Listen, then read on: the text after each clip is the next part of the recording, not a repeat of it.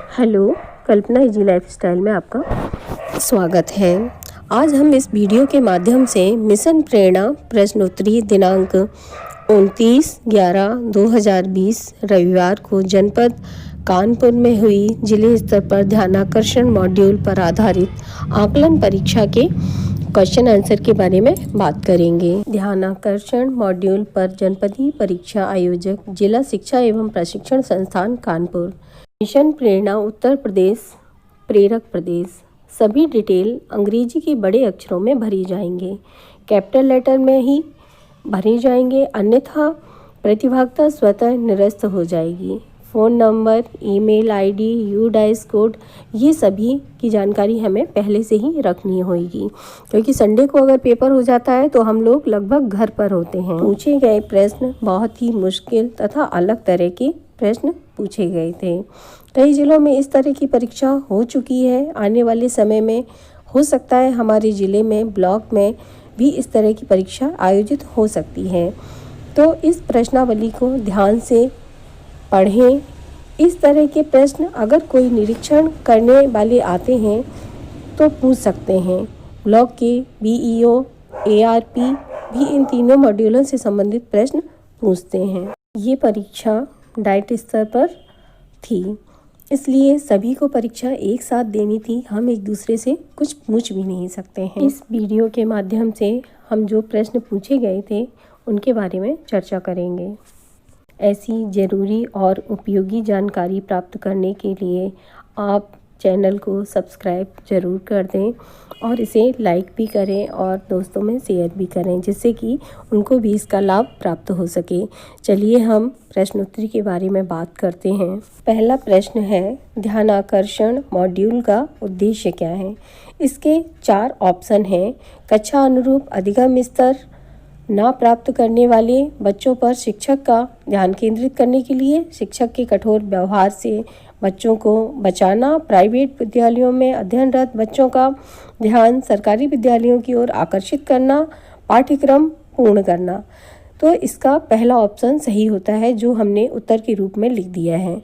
हमने इसमें चारों ऑप्शन नहीं लिखे हैं, सिर्फ हम क्वेश्चन का आंसर ही लिखेंगे, क्योंकि इसके बाद जो है वीडियो बहुत लंबी हो सकती है।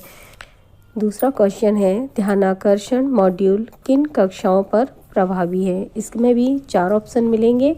जो सही आंसर है वो हम लिख रहे हैं, कक्षा 3 से 8 तक। प्रश्न नंबर 3, आधारभूत आकलन के पश्चात व बच्चों के साथ समूह में कार्य करने के पूर्व शिक्षक को क्या जानना आवश्यक है? सही क्रम में लगाएं।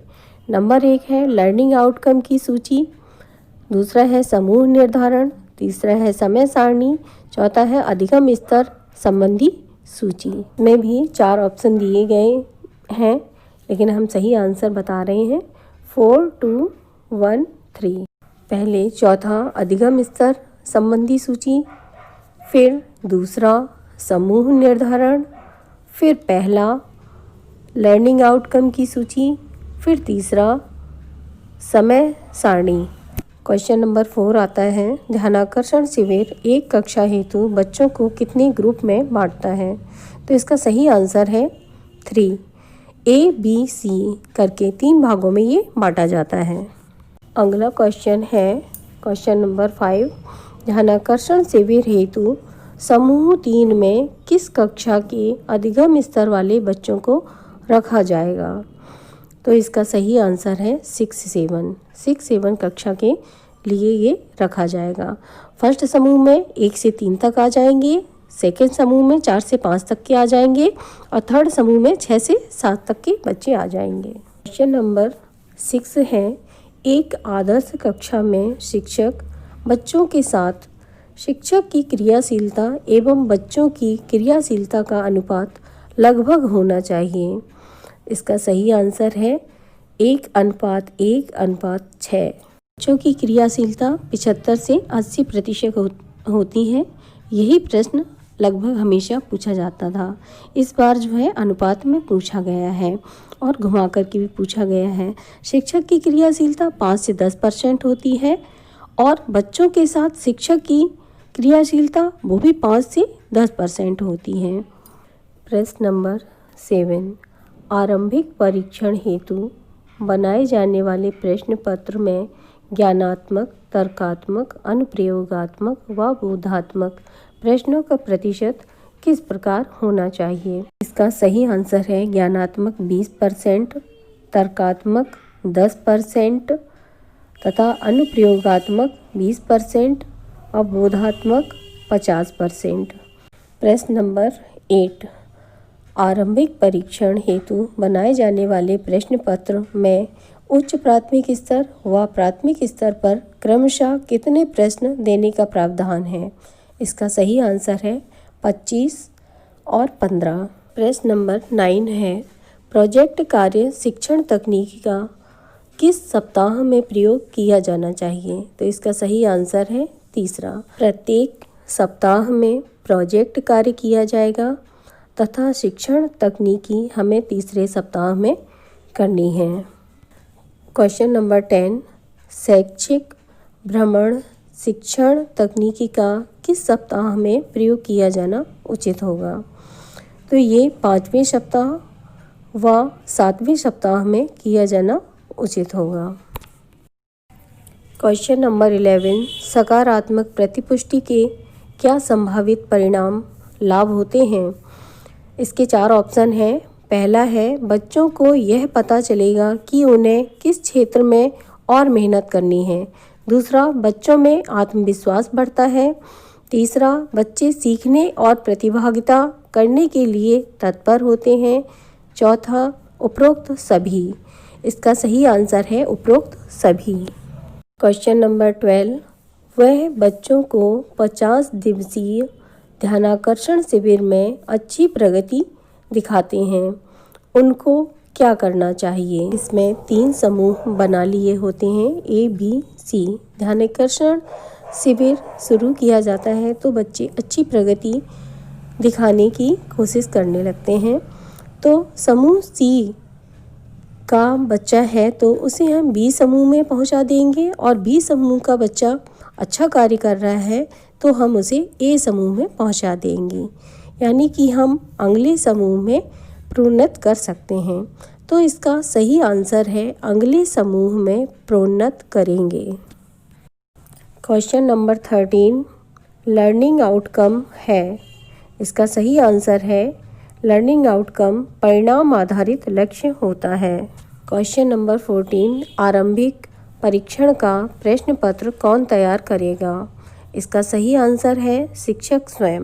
आरंभिक परीक्षण का प्रश्न पत्र शिक्षक को स्वयं तैयार करना होगा। क्वेश्चन नंबर 15, बच्चों को प्रश्न पूछने के लिए प्रोत्साहित करने से क्या होता है? इसका सही आंसर है बच्चे सोचने या चिंतन करने के लिए सजग होंगे। क्वेश्चन नंबर 16, परिवेशीय संसाधनों का उपयोग एक अच्छी शिक्षण तकनीकी कही जा सकती है, क्योंकि इसके 4 ऑप्शन हैं। नंबर 1, आसानी से उपलब्ध होती है। नंबर 2, मुफ्त या कम पैसों में मिल जाती है। नंबर 3, इनके टूटने फूटने या नष्ट होने पर किसी कठिनाई का अनुभव नहीं होता है। नंबर 4, उपरोक्त सभी। तो इसका सही आंसर होगा उपरोक्त सभी। क्वेश्चन नंबर 17, प्रारंभिक परीक्षा के कक्षा 7 के किसी छात्र के प्राप्तांक 25 हैं तो उसे किस समूह में रखा जाएगा? इसका आंसर है समूह C। अगला क्वेश्चन है, प्रारंभिक परीक्षा के दौरान शिक्षक को किन किन बिंदुओं पर ध्यान रखने की आवश्यकता है? नंबर 1, बच्चों की सहायता हेतु प्रश्न पत्र पढ़कर समझाएं। नंबर 2, कक्षा का माहौल हल्का बनाएं। नंबर 3, बच्चों के पास उत्तर लिखने के लिए कॉपी या पन्ने अवश्य हों। नंबर 4, बैठक व्यवस्था ऐसी हो कि बच्चे नकल ना कर सकें। 5वां ऑप्शन है उपरोक्त सभी। तो इसमें हमारा सही आंसर है 2, 3 व 4। 2 में है कक्षा का माहौल हल्का बनाएं। 3 में है बच्चों के पास उत्तर लिखने के लिए कॉपी या पन्ने होने आवश्यक हैं।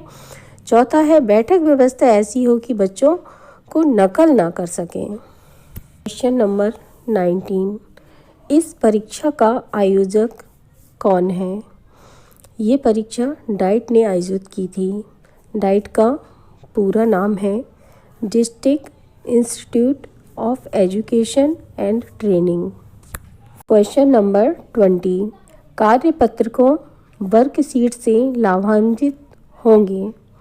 इसका सही आंसर है छात्र। छात्र ही वर्कशीट से लाभान्वित होंगे। डाइट लेवल की परीक्षा में 20 प्रश्न पूछे गए और बहुत ही महत्वपूर्ण प्रश्न थे तथा बहुत ही घुमा फिरा के पूछे गए प्रश्न थे, इसलिए इस पे ध्यान जरूर दें और इन्हें लिख लें। हमारी ये वीडियो उपयोगी लगी हो व जानकारी पूर्ण हो तो इसे प्लीज़ सब्सक्राइब जरूर कर लेना और अपने दोस्तों में शेयर करना, जिससे उन्हें भी लाभ प्राप्त हो सके, और लाइक ज़रूर कर लेना। Thank you. पूरी वीडियो देखने के लिए व अपना कीमती समय देने के लिए बहुत बहुत धन्यवाद।